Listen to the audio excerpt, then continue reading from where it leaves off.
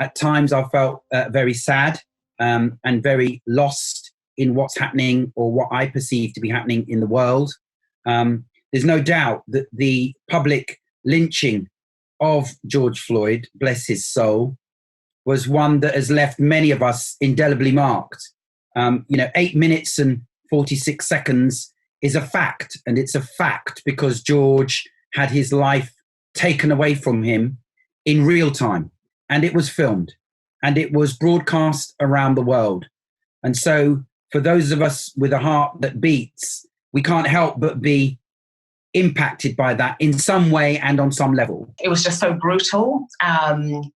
And also knowing that it's happening because this person happens to be Black and I'm Black and I've got Black family, males, my partner, my dad, my brothers, and then also explaining it to my children as well, because obviously because it's out there so much, they're asking questions, Mummy, why did they do that? Or why did he do that to him? And do people really hate us just because we're Black?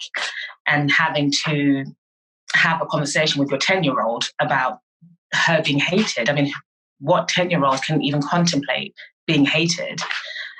So it was tough. It was really, really hard. But I'm mixed race. So my mother's white, my father's Black, my father's Jamaican.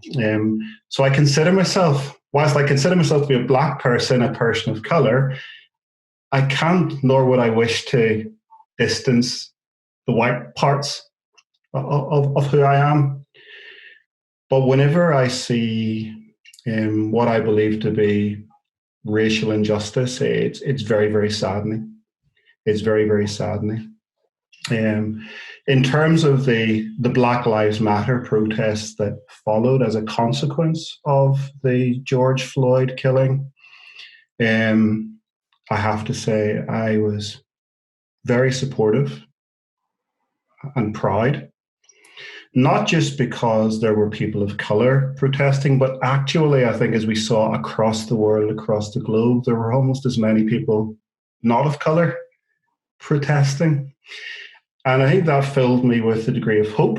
I didn't realise how upset and deeply disturbed and challenged I would be at how cruel human beings can be to each other, and how cruel, and I'm part of that, how cruel we can be as human beings to one another. I didn't realize how much it would hit me. It kept me awake at night.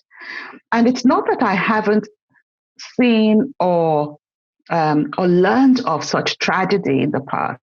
It's not that. But for some reason, this one, it was like yet again.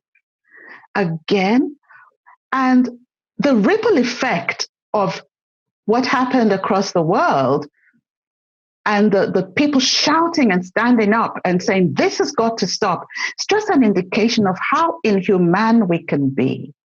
So I have to say, I started asking myself, we've got to stand up. We've got to do more. We've got to do more. It's time to stop saying, oh, what a shame. I actually broke down in tears on a team meeting. So it was a Teams video virtual call, and there were about 9 or 10 of us. And, I'd been just dealing with it, bottling it up as you do. And somebody asked a question and I just was in floods of tears. And it was very embarrassing, but also good in that I guess I let the outpour of emotion just really helped. And I was able to then start dealing with it and start thinking about it differently. And I think once people started talking about it, people outside of the Black race, which is the only place the conversation usually happens, and there were shows of support and people wanting to know more and people wanting to help and people even just expressing the, oh my gosh, I can't believe this happens to you. I'm sorry this happens to you and this happens to your people, was just beautiful, I guess, is probably the best way. So it's quite cathartic. It was nice to see the Black squares on social media. And yes, a lot of people might not do something with it past that, but at least that show of support was really important, really cathartic. And I think the conversations that have been had since then, of which this is one, also cathartic and actually moving us towards healing